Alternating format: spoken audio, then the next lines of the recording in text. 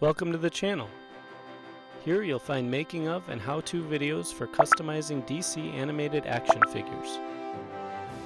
I put out monthly videos featuring how I made all my latest customs with a fun twist using puns and clips from the episodes the characters are based on. Here's a taste. Put all that together and you have one standout Superman variant. Without further ado, let's begin with disassembling.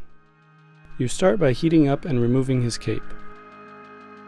Be careful with the heat gun though, because it can actually melt right through if you're not careful, as you can see here.